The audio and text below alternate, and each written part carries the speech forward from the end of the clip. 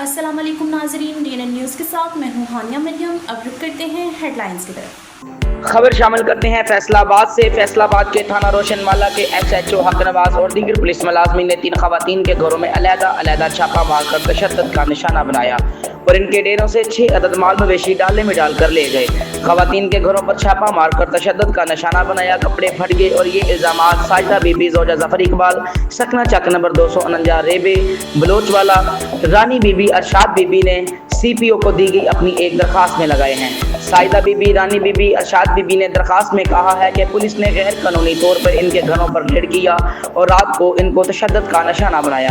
Police घरों में ज़बरदस्ती दाखिल हुई, तीनों खवातीन को तशद्दुद का निशाना बनाया जिससे इनके कपड़े फट गए और वो नीम बहाना हो गई। खवातीन इल्ज़ाम लगाया है कि SHO लोगों का माल हड़प करके इल्ज़ामात अले नंबर 2 के फाटक में भेज देता है, जहाँ राय विलायत के साथ साथ साजबाज होकर भारी रकम का मुतालबा करते हैं।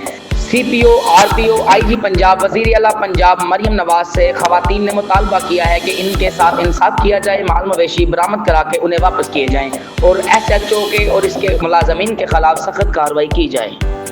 आइए नाजरीन देखते हैं हामिद रफीक की इस रिपोर्ट में। जी, इस वक्त ज़िला कौंसिल में थाना रोशन वाले के SHO के ख़िलाफ़ जो है ये लोग एहतजाज कर रहे हैं। इनका कहना है कि इन्होंने एक नशई को पकड़ा जो कि इनका रिश्तेदार था और उस पर भी इन्होंने नाजायज़ मुकदमा बनाया पुलिस ने, और इनके घरों पर छापे मारकर माल मवेशी जो है वो SHO हक नवाज जो थाना रोशनवाला के हैं वो ले गए हैं। इसमें कितनी सच्चाई है, आइए इनसे जानते हैं। क्या मामला हुआ आपका? सर साडा मामला ये होया भी SHO थाना रोशन वाला हक नवाज उन्हें साडा एक मुंडा फड़िया, रिश्तेदार है, नशई बंदा है।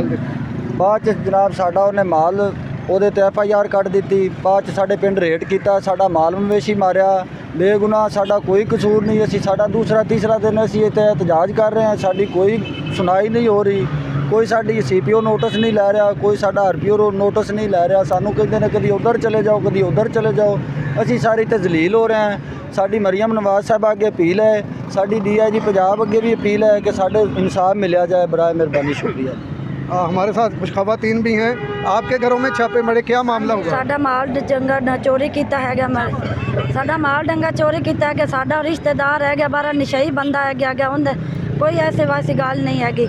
साडे छोटे छोटे बच्चे हैं, असीं आप अलग अलग हैं, साडा कोई डंगर किन्ने चोरी की? साडे माल डंगा 6 डंगर लै गए हैं। कौन है SHO हक नवाज, वो साडे ने चोरी किया है। रात को छापा मारिया गया, साडे हत्थे बक्की पिया गया। असीं छडावन की कोशिश की कि कहंदा कि इन्हां नूं फड़ के विच पा लो, असीं पीछे भज्जे, साडे कपड़े लीड़े पाड़े हैगे। ਤੁਸੀਂ ਦੱਸੋ ਕੀ ਮਾਮਲਾ ਹੋਇਆ ਤੁਹਾਡਾ? ਮਾਮਲਾ ਸਾਡੇ ਡੰਗਰ ਲੈ ਗਏ ਨੇ ਰਾਤੀ ਟਿਕਟਾਂ ਤਰਾ ਕੇ। ਕੌਣ? SHO ਚੱਕ ਨਮਾਲ। ਅੱਛਾ, ਕੀ ਕਿਹਾ ਉਹਨੇ? ਉਹ ਕਹਿੰਦੇ ਕਿ ਦੂਸਰਾ ਅਸੀਂ ਕਿਹਾ ਵੀ ਇਹ ਸਾਡਾ ਮਾਲ ਹੈ, ਉਹਨਾਂ ਨੇ ਸਾਨੂੰ ਮਾਲ ਨਹੀਂ ਦਿੱਤਾ, ਸਾਡੇ ਨਾਲ ਹੱਥੋਂ ਪਾਈ ਕਰਦੇ ਰਹੇ ਨੇ। ਮਾਲ ਲੈ ਕੇ ਆ ਗਏ ਨੇ, ਨਸ਼ਈ ਬੰਦਾ ਉਹਨਾਂ ਨੇ ਫੜ ਕੇ ਲਿਆਂਦਾ। ਰਿਸ਼ਤੇਦਾਰ ਤਾਂ ਛੁੱਟਦੇ ਨੇ। ਹੁਣ ਉਹਦੇ ਤੇ ਵੀ ਉਹਨਾਂ ਨੇ ਪਤਾ ਨਹੀਂ ਕੀ ਕੇਸ ਪਾਏ, ਸਾਨੂੰ ਨਹੀਂ ਪਤਾ ਕੀਤੇ ਉਹਨੇ ਕਿ ਨਹੀਂ ਕੀਤੇ, ਲੇਕਿਨ ਸਾਡਾ ਮਾਲ ਸਾਨੂੰ ਚਾਹੀਦਾ, ਸਾਨੂੰ ਦੇਣ।